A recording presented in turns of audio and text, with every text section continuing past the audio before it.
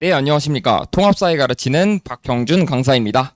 오늘은 2025년 1학기 중간고사, 선화외고 통합사회, 그리고 한국사에 대한 리뷰를 진행하겠습니다. 오늘 리뷰는 크게 보면 이렇게 3개의 순서로 진행을 하겠습니다. 여기서 주요 문항 분석에 대해서는 모든 문항을 선정하지는 않았습니다. 다만 우리 학생들이 앞으로 기말고사, 그리고 2학기 중간고사를 대비하는데 꼭 알고 있어야 되는 전략, 그 전략을 보여주는 문항들로 준비를 했습니다. 그러면 순서에 따라서 시험에 대한 총평부터 진행을 해보겠습니다. 간단하게 한 문장으로 말씀드리면 이번 시험은 이렇게 출제가 됐습니다. 먼저는 한국사가 생각보다 많이 쉬웠습니다. 사실 작년까지 선화외고 같은 경우에는 한국사라고 하는 과목이 2학년의 전유물이었습니다. 그래서 사실상 1학년 학생들은 한국사를 진행하지 않았습니다. 그렇게 우리 선화외고 학생들은 1학년에 맞는 기출 문제가 없는 상태로서 중간고사를 준비해야 되는 그러한 상황이었습니다. 사실 그래서 저는 이번 중간고사가 꽤 어렵게 출제될 거라고 예상을 했습니다. 하지만 모두의 예상을 깨고 시험 문항은 상당히 쉽게 출제가 됐습니다. 그나마 변별되는 문항이라고 하면은 모두 고르시오에서 정답을 골라야 되는 문제가 정답이 총 3개인 경우들이 있었다. 그 외에는 딱히 그런 특징들이 없었다 라고 하는 게 이번 한국사의 특징입니다. 반면에 통합사회 같은 경우에는 작년하고의 출제 패턴이 상당히 유사합니다. 유사한데 그나마 좋은 점 한 가지를 말씀드리겠습니다. 작년까지는 통합사회에서 상당히 어려운 내용들을 다루었습니다. 특히 프린트에서 그런 내용들을 꽤 많이 다루었습니다. 그런데 이번에 다루는 콘텐츠들 같은 경우에는 EBS 개념 완성의 콘텐츠를 주로 가지고 왔습니다. 그렇다 보니까 우리 학생들이 작년에 배웠던 그 내용들에 비해서는 다루는 콘텐츠의 난이도가 낮아지고 그 낮아진 콘텐츠 난이도를 반영을 해서 시험 문항 역시 작년에 비해서는 좀 꽤나 자비롭게 출제가 됐다 라고 하는 게 이번 중간고사의 특징이다 라고 볼 수가 있겠습니다. 이게 다루는 콘텐츠가 쉬워졌을 뿐이지 출제되는 패턴은 똑같았습니다. 그래서 그 패턴을 정확하게 파괴하지 못한 학생들은 중간고사에서 정말 말 그대로 작살이 나버리는 그러한 비극적인 결과를 맞이했습니다. 자, 그래서 먼저 유지된 포인트부터 보게 되면은 한국사 같은 경우에는 교과서 내용을 중심으로 문항이 출제가 됐습니다. 무슨 말씀이냐 하면은 중간고사 시험 범위 공개된 내용을 한번 보시면 됩니다. 보시면은 교과서 외에 다른 자료는 시험 범위로 제시되지도 않았습니다. 그래서 순도 100% 교과서에 나와 있는 콘텐츠를 충실하게 봤다라고 하면은 이번 한국사는 좋은 점수를 기대해 볼 수가 있었을 겁니다. 반면에 통합사회 같은 경우에는 여전히 선지가 까다로웠습니다. 특히 통합사회를 가르치는 교사 3분 중에서 한 분께서 좀 문항을 되게 까다롭게 출제하시는 분이 계십니다. 그분께서 이번에도 건재함을 과시하시면서 많은 학생들을 낚시를 해버리는 그러한 결과를 낳게 되었습니다. 그리고 두 번째는 철학의 기본 원칙입니다. 이 선화외고는 모두가 아시겠지만 2학년 때 생활과 윤리를 했었고 3학년 때 윤사를 하게 되면서 장기적으로는 이 철학 과목에 대해서 되게 튼튼하게 공부를 하는 그러한 커리큘럼을 가지고 있는 학교입니다. 그렇다 보니까 이 철학 과목이 1학년들부터 상당히 어렵게 출제된다 라고 하는 게 특징입니다. 뒤에서 자세히 말씀을 드리겠지만 이 철학이라고 하는 과목은 첫 번째가 암기, 그리고 두 번째가 표현입니다. 여기서 표현이라고 하는 거는 사실상 유의어를 파악하는 것이라고 생각을 하셔도 괜찮을 것 같습니다. 이 두 가지에 대한 연습이 충분히 되어 있었다라고 하면은 이번에 우리 학생들이 가장 많이 틀렸던 아리스토텔레스 문항을 어렵지 않게 맞췄을 것으로 생각이 됩니다. 자, 이거는 이제까지 출제가 됐던 포인트라고 한다면 주요 변화된 포인트는 다음과 같습니다. 한국사 같은 경우에는 교과서 외부에서 나와 있는 그런 지문들, 그 지문들을 가지고 출제를 했습니다. 근데 여기서 교과서의 외부 지문이라고 해서 이게 교과서에 없는 내용은 아닙니다. 다만 이 낯선 자료라고 하는 게 교과서 속에 있는 내용 지식, 즉 학생들이 알고 있는 그 용어들을 캐치할 수 있으면 이런 낯선 자료 문항들을 어렵지 않게 풀어냈었을 것으로 생각이 됩니다. 반면에 통합사회 같은 경우에는 앞서 말씀드렸던 그 까다로운 문제들 같은 경우에는 자연지리였습니다. 반면에 이 인문지리 같은 경우에는 상당히 FM대로 출제가 됐다라고 하는 특징이 있습니다. 그래서 변화상은 어떠하고 요 때랑 요 때를 비교했을 때 어떠한 특징이 도드라지는가, 이런 것들을 주로 다뤘다라고 한다면은 자연지리 같은 경우에는 상당히 까탈스럽게 출제가 됐습니다. 교과서 외부에 있는 자료들이 꽤 출제가 되기도 했었고요. 한 2장에서 3장 남짓하는 그 자연지리 관련된 프린트에서 그 관련된 내용들의 문장들을 거의 그대로 출제하는 경우들이 꽤 있었습니다. 그 중에서 일부는 본류를 달리해서 시험 문제를 출제하는 그런 경우들도 있었습니다. 이따가 보게 될 문항 역시 학생들이 그 분류를 달리하는 과정에서 틀린 문항들이었다, 이렇게 보시면 좋을 것 같습니다. 자, 그래서 이러한 내용들을 감안했을 때 전반적인 시험 난이도를 산정해보면 다음과 같습니다. 아시겠지만 제가 족보닷컴에서 문항을 출제하고 그리고 문항을 검수하는 그 검수위원 일을 같이 하고 있습니다. 그쪽에서는 난이도 하부터 해가지고 특정도로 분류를 하는데요. 보통 중정도의 난이도라고 하면은 그 시중에 풀려있는 평가 문제집, 이거보다는 조금 더 난이도가 높은 거라고 생각하시면 됩니다. 그 평가 문제집에서 교과서에 나와 있는 선지들, 그 다음에 프린트에 나와 있는 선지들, 이 내용들로 이제 선지를 구성한 그 정도의 난이도라고 생각하시면 될 것 같습니다. 반면에 중상 정도 되는 난이도라고 하면은 이 고1 일반적인 과정에서 다루어지지 않는 내용들, 즉 현행 수능에서 다루어지는 내용들을 끄집어 내려왔을 때 그때 보통 한 중상 정도의 난이도를 부과를 합니다. 통합사회 같은 경우에는 매년 중에서 중상 정도 되는 난이도를 유지를 해왔고 이번에도 그러한 트렌드가 크게 바뀌지는 않았습니다. 다만 제가 우려하는 거는 이번 1학기 중간고사가 들리는 소문에는 우리 학생들이 느끼는 것보다 난이도가 많이 쉬웠습니다. 그래서 들리는 소문에는 100점이 40명에서 50명 정도 나왔다, 즉 1등급이 블랭크가 났다 라고 하는 썰이 있습니다. 그래서 제 개인적인 생각으로는 1학기 기말고사의 난이도가 상당히 어렵게 나올 것 같습니다. 그거를 감안하면은 이번 중간고사를 너무 신뢰하지만은 않았으면 좋겠습니다. 그렇다는 점을 알아두시면 좋을 것 같고, 다음으로는 한국사 등급 컷 이 정도로 된다 라고 하는 거를 좀 감안해 주셨으면 좋겠습니다. 이게 사실은 학생들의 모든 그런 성적들을 산출을 하고 이의제기가 반영이 된 상태에서 나오는 거지만은 보통 이제 작년에 그런 출제된 트렌드나 이런 것들을 봤을 때 요 정도 될 것이다 라고 하는 걸로 대략적으로 추론하는 거라고 생각하시면 되겠습니다. 그나마 작년에는 1등급 컷이 4%였다라고 하면은 이번에는 10%입니다. 그 10%를 반영한 선이 이 정도다 라고 생각을 해주시면 좋을 것 같습니다. 그나마 걱정 안 하셔도 되는 게 1학기 중간고사만으로 등급이 산정되지 않습니다. 중간고사와 과정중심평가 그리고 기말고사, 이 세 가지를 모두 합산을 한 점수를 가지고 등급을 산출하기 때문에 이번에 중간고사에서 내가 좀 망했다 라고 해서 공부를 내려놓는 거는 현명하지 않은 선택이 될 수도 있습니다. 자, 그러면은 문항 분포가 어떻게 되는지 한번 살펴보겠습니다. 자, 먼저는 통합사회부터 살펴보겠습니다. 보통 우리가 시험 파트가 총 4개라고 하면은 4개가 고르게 출제될 거라고 생각들을 많이 하십니다. 많이 하시는데 여기 보시는 것처럼 특정 부분에 대해서 상당히 집중적으로 출제됐습니다. 그 중에서 상당히 많이 출제가 된 게 이 자연지리 파트입니다. 말씀드렸던 것처럼 이 자연지리 파트는 선화예고에서 꽤 오랫동안 재직하신 교사가 출제하신 부분입니다. 그리고 그분께서는 프린트 그리고 교과서의 내용을 충실하게 출제를 하시기는 합니다만 문장의 표현을 상당히 까다롭게 출제하는 특징이 있습니다. 그렇다 보니까 우리 학생들이 많이 틀려온 부분 같은 경우에도 자연지리 파트에서 틀려온 학생들이 꽤 많았습니다. 통합사회는 이렇다는 점을 감안해 주시고 한국사 같은 경우에는 이러한 특징이 있습니다.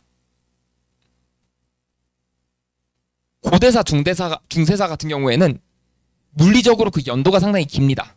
상당히 길고 조선시대 같은 경우에는 한 500년 정도밖에 되지 않습니다만 그 500년을 2개의 파트로 나눴습니다. 그래서 사실상 조선시대 그리고 조선 후기 요 부분에서 우리 학생들이 철저하게 공부를 하지 않았다라고 하면은 이번 시험에서 변별을 당했을 가능성이 상당히 높다. 이렇게 추론해 볼 수가 있겠습니다. 자, 요렇게 이제 문항이 출제됐다라고 하면은 대표적인 문항들이 어떤 것들이 있었고 우리가 어떤 전략을 취해 나가야 되는지 이러한 내용들을 중점적으로 살펴보겠습니다. 먼저 한국사부터 보겠습니다. 앞에서 말씀드렸던 것처럼 교과서의 표현을 그대로 출제시키는 문제들이 있는가 하면은 이런 것처럼 교과서의 표현이 없는 그런 문제들을 출제하는 경우들이 있었습니다. 그런 경우에는 오른쪽의 내용은 교과서의 본문을 발췌해 온 겁니다. 이거를 가지고 추론하는 문제였습니다. 보시면은 자, 법흥왕은 금관가야를 제가 이거 예전에 외우라고 했을 때 뻐끔뻐끔이라고 외우라고 했던 거 혹시 기억하실지 모르겠습니다만 요거를 외우고 그 다음에 진흥왕은 대가야를 복속하였다 라는 표현만 캐치할 수 있었으면 진흥왕이 대가야 이것만 사실 눈길이 갔으면 정답 바로 찾을 수 있는 문제였습니다. 여기서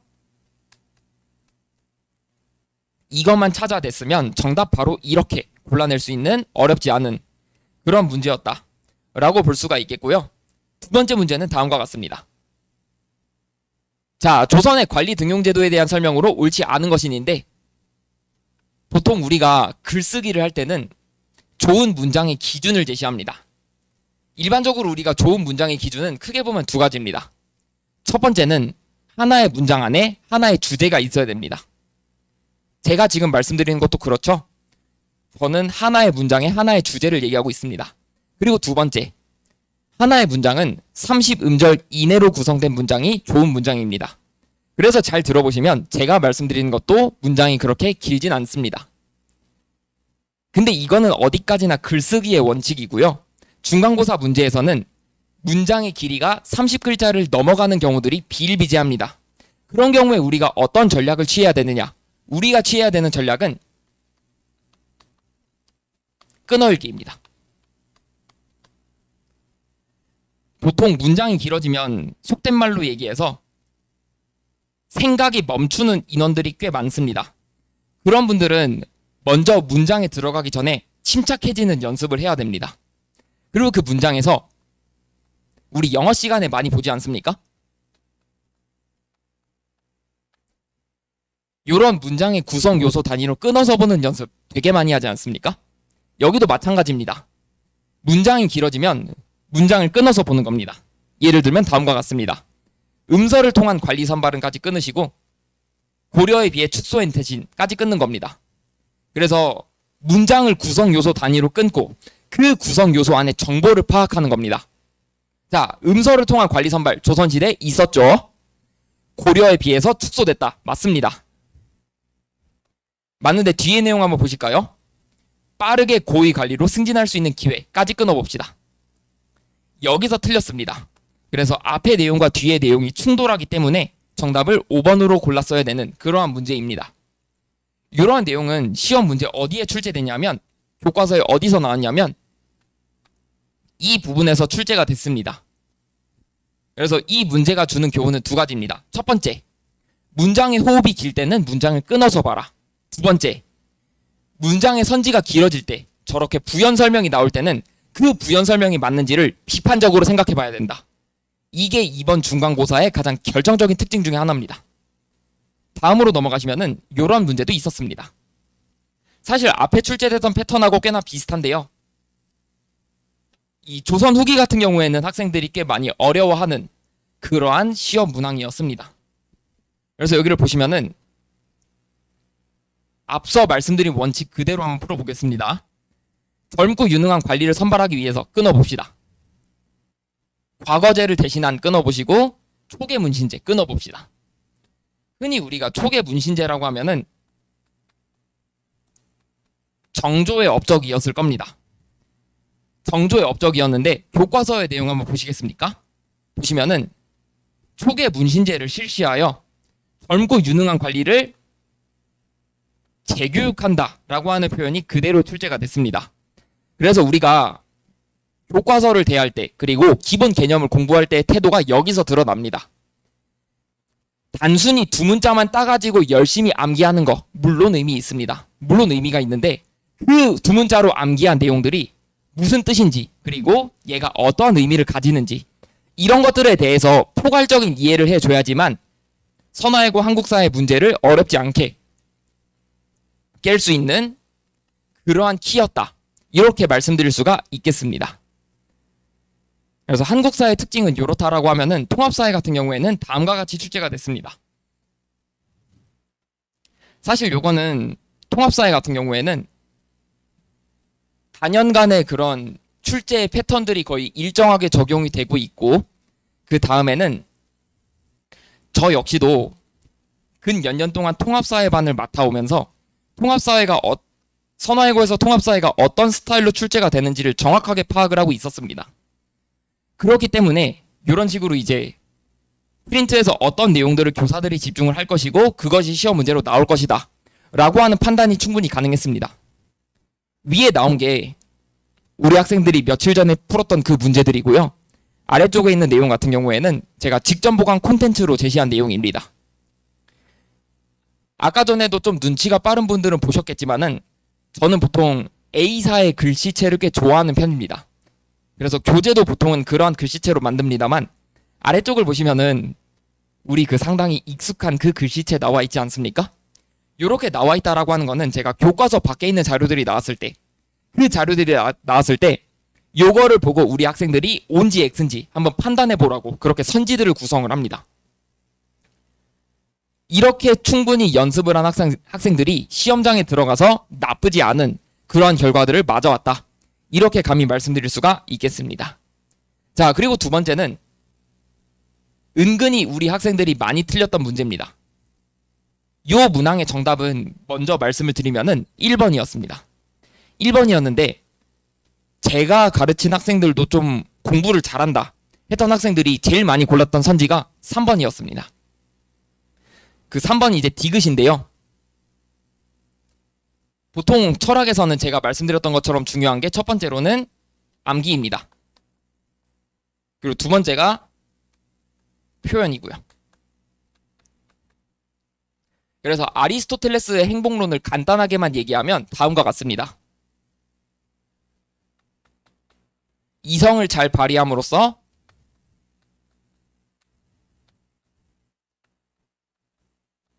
행복에 다다를 수 있다. 아리스토텔레스의 행복론을 간단하게만 나타내면 다음과 같이 나타낼 수 있습니다. 그리고 그 이성이라고 하는 거는 아리스토텔레스의 니코마코스 윤리학이라고 하는 책에 다음과 같이 나옵니다.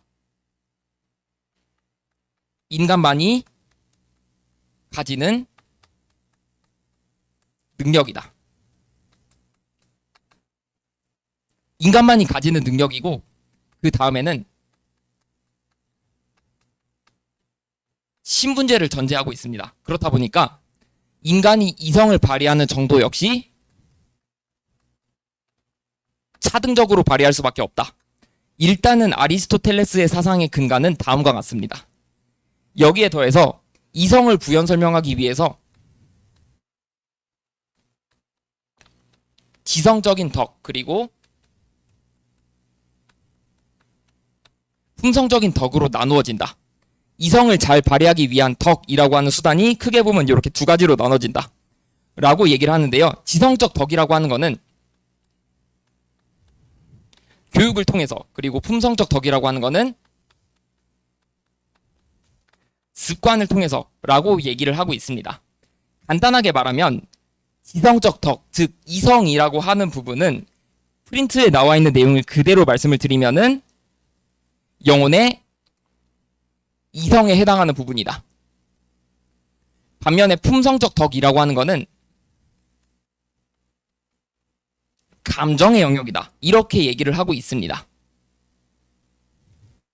그 이성적 덕, 여기에 가장 대표적인 능력치 중에 하나가 지혜라고 볼 수가 있는 거고요. 그리고 품성적 덕에서는 프린트의 내용을 그대로 말씀을 드리면은 용기, 절제 이런 식으로 자신의 스승이었던 플라톤이 강조했던 내용들, 그러한 내용들을 담고 있습니다. 그래서 요 선지로 다시 돌아가 보시면은 실천적 지혜라고 하는 표현이 나옵니다. 이것은 품성적인 덕이다 라고 얘기를 하는데요. 여기서도 마찬가지 철학 같은 경우에는 표현을 단순하게 만드는 데서 문제 푸는 것이 시작을 합니다. 디귿 문제를 나타내면 다음과 같이 나타낼 수 있습니다. 실천적 지혜는 품성적인 덕이다 라고요.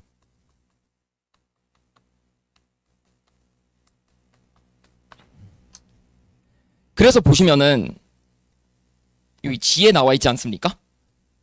그래서 실천적 지혜라고 하는 거는 결국은 지성적 덕을 얘기하는 겁니다. 자, 그래서 이 내용을 정리해보면 지성적 덕은 품성적 덕이다 라고 얘기를 하는 것이기 때문에 이 문제는 결과론적으로 틀린 문제가 되는 겁니다. 이거를 사실 모른다라고 해도 이 표현의 원칙을 잘 알고 있었다라고 하면은 이 문제 쉽게 풀 수 있습니다. 자, 지혜라고 하는 거 한번 잘 생각해 보시면은 지혜라고 하는 거는 이성의 영역이 있고 그 다음에 감정의 영역이 있다라고 하면은 어디에 더 가까운지 한번 잘 생각해 보십시오. 이거 아닙니까? 그래서 철학을 준비를 할 때는 이 기본적인 개념에 대한 암기가 먼저 선행이 돼야 됩니다. 왜 그러냐 하면은 우리 교육과정에서 다뤄지는 철학들 같은 경우에는 딱 그 철학자별로 번역된 정석적인 책들이 있습니다. 그 책의 내용을 근간으로 하기 때문에 암기는 어쩔 수 없이 그 용어를 정확하게 암기를 해줘야 됩니다. 다만 이 표현 같은 경우에는 사실상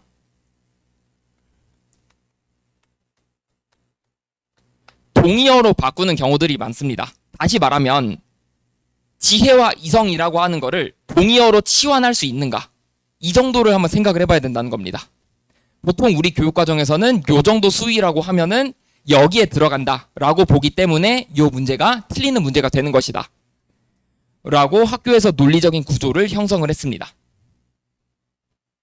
그래서 이 자리를 빌려서 간단하게 말씀드리면은 우리 학생들이 앞으로 장기적으로 철학을 많이 풀 겁니다.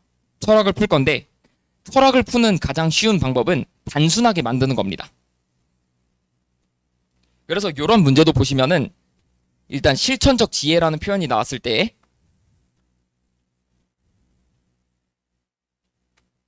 이렇게 문장의 구성 요소 단위로 보라고 했지 않습니까? 이거를 중간에서 화살표를 그어보는 겁니다. 이렇게 화살표를 그어보면은 딱 이런 관계 나오지 않습니까? 그래서 사실 우리 학생들이 머릿속에서 많은 거를 해결하려고 하는 경우들이 많습니다. 그렇게 하시면 안 되고요. 이런 식으로 문장을 단순하게 해서 우리가 암기했던 요 내용에 그대로 들어가는지 그거를 정확하게 판단한다라고 하면은 고등학교 1학년 수준에서 철학 문제는 못 풀 문제들이 없습니다. 자, 다음 문제는 요런 문제인데요. 요게 사실 우리 학생들이 상당히 오답률이 높았던 문항 중에 하나입니다. 왜 그랬냐 하면은 여기 문항에서 페이크가 있습니다. 일단 가랑 나 같은 경우에는 온대기후가 맞습니다. 온대기후가 맞는데 다 같은 경우에는 냉대기후입니다. 그리고 밑에 있는 A, B, C 같은 경우에도 보시면은 온대기후의 그래프들을 나타내고 있습니다. 여기서 문제가 발생했죠. 어떠한 문제가 발생했느냐 하면은 디귿과 같은 문제가 발생했습니다.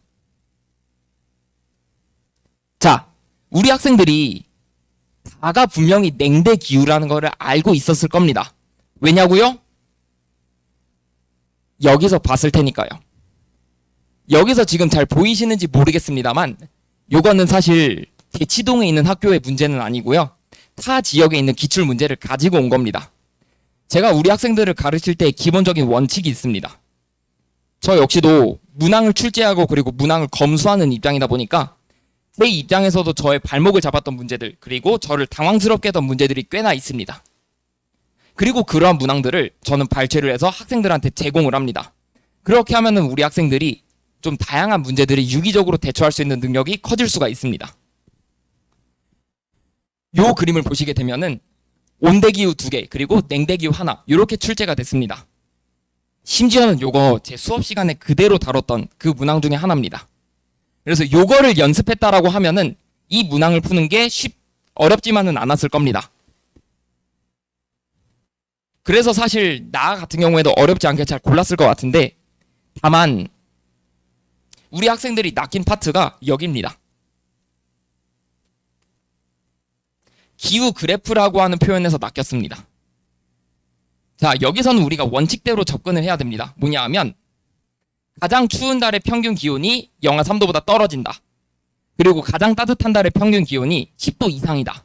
라고 하는 기준을 철저하게 따라갔다라고 하면은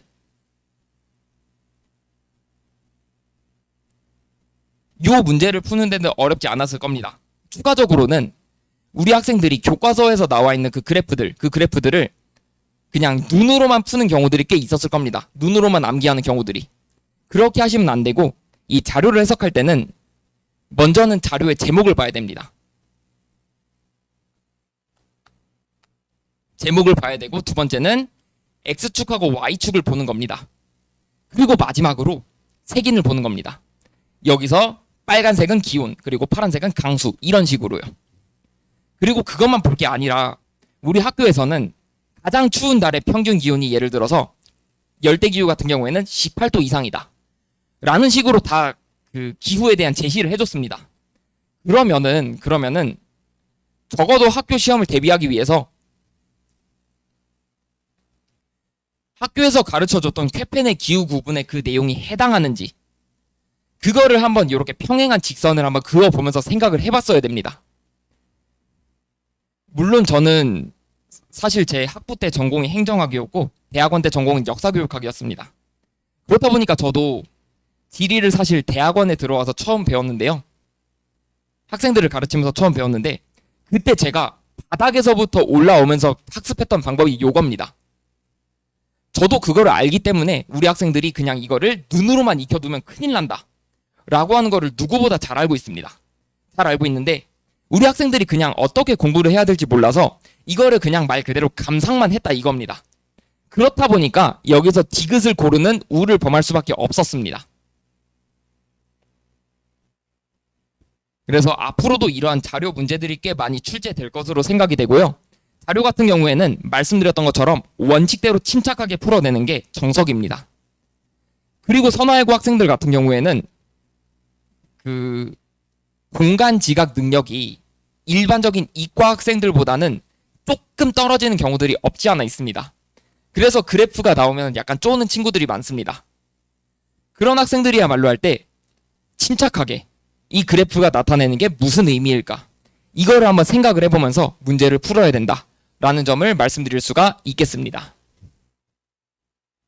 자, 그리고는 요 내용입니다. 요게 사실은 EBS 개념 완성에 있는 그림을 그대로 가지고 온 거고요. 왼쪽의 내용 같은 경우에는 교과서의 본문 내용을 가지고 온 겁니다. 그래서 이런 것도 마찬가지. 지리 문제를 풀 때의 정석입니다.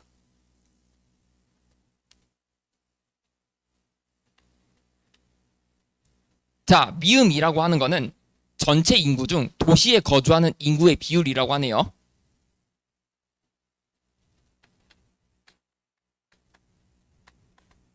이거 얘기하는 거죠.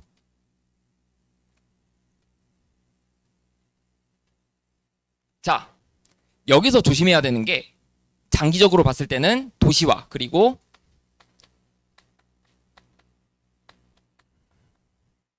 요런 낚시들을 좀 조심을 해야 됩니다. 무슨 말이냐 하면은 일단 도시화라고 하는 거는 도시에 거주하는 인구의 비율이 증가하는 현상입니다. 자, 보시면은 요 그래프를 보시게 되면은 일반적으로 선진국들은 종착 단계, 즉 도시화가 약 80% 정도 진행된 거라고 생각하시면 됩니다. 반면에 개발도상국 같은 경우에는 40에서 60% 정도의 분포를 합니다.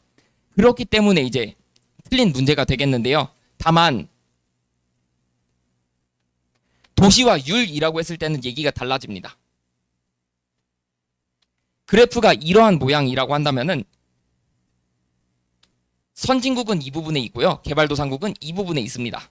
그렇다 보니까 도시화율이 높아진다 라고 한다라고 하면은 개발도상국이 정답이 될 여지가 있다 라고 하는 게 선화예고에서 꽤 몇 번 지난번에 출제됐던 전적이 있습니다. 그래서 우리 학생들이 개념과 비율, 요거가 출제가 됐을 때 어떤 것이 맞는지 그 표현을 상당히 비판적으로 생각해보는 그러한 연습이 필요하다라는 점을 말씀드릴 수가 있겠습니다. 자, 이렇게 대표적인 문항들을 살펴봤는데요. 결과론적으로 다시 한번 말씀드리면은 먼저는 교과서와 프린트에 등장하는 개념이 중요하다 이겁니다. 그리고 두 번째는 기술입니다. 그 기술이라고 하는 것을 간단하게 말씀드리면은 일반 사회 같은 경우에는 자료를 해석하는 능력이 될 겁니다. 지리 같은 경우에도 마찬가지입니다. 특히 자료 중에서도 시각화된 자료가 상당히 중요합니다. 마지막으로 윤리 파트에서는 첫 번째가 암기, 두 번째가 표현. 특히 그 표현 중에서도 우리가 살펴봤었던 이런 전반적인 과정들을 간단하게 말하면은 논리의 이항관계라고 얘기할 수가 있습니다. 이러한 연습들이 충분히 돼야 된다라고 하는 것입니다. 그래서 제 수업은 단순히 교과서만 다루지 않습니다. 강사가 직접 경험해보고 강사가 직접 부딪혔던 문제들, 검수의연을 하면서 부딪혔던 문제들을 가지고 학생들한테 제시합니다. 그렇게 하면서 우리 학생들이 강사 앞에서 직접적으로 문제를 풀어보도록 이번 기말고사에서는 그러한 방향으로 수업을 개편을 했습니다. 개편을 진행을 했고요. 여기에 더해서 우리 학생들이 단순히 그 문제를 소비만 하고 넘어가지 않도록 준비했습니다. 사실 아까 전에 봤던 그 기출 문제도 딱 한 번만 더 복습했으면은 우리 학생들이 정답률이 상당히 많이 올라갔을 겁니다. 올라갔을 건데 이게 사실 요즘 학생들의 좀 많은 문제점 중에 하나기도 합니다. 우리 학생들이 문제를 풀라고 하면은 문제를 그냥 일회용으로 생각하고 버리는 경우들이 꽤 많습니다. 근데 기출 문제들 같은 경우에는 그렇게 보시면 큰일 납니다. 특히 다양한 학교의 기출 문제들은요. 그래서 그러한 기출 문제들을 어떻게 분석을 해야 되고 어떻게 접근해야 되고 여기서 주는 교훈은 무엇인지 그리고 여기서 내가 놓친 것은 무엇인지 이런 것들을 우리 학생들이 다시 한번 숙지를 해야 되는 그러한 시간들이 필요합니다. 그래서 한 문제를 풀 때에는 최소 1분 이상의 시간이 들어가야 합니다. 그게 제가 시험 문제를 다시 학교 시험 말고 학원에서 평소에 과제를 적게 내는 이유 중에 하나입니다. 그러한 내용들에 맞춰서 준비를 했고요. 이번 한국사 같은 경우에는 어렵게 출제된다라고 하는 각오를 가지고 준비했습니다. 그리고 마지막으로 꼭 드리고 싶은 말씀이 뭐냐 하면 이 1학기 중간고사가 망했다고 해서 학업을 내려놓는 경우들이 꽤 많습니다. 여기에 대해서 제가 두 가지 정도 말씀을 드릴 수가 있겠는데요. 먼저 첫 번째, 제가 그 몇 년 동안 이제 강사 생활을 하면서 본 결과입니다.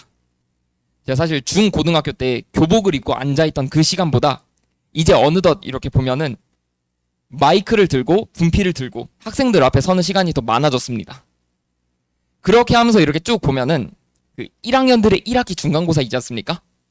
그게 보통 학생들이 가장 못 보는 시험입니다.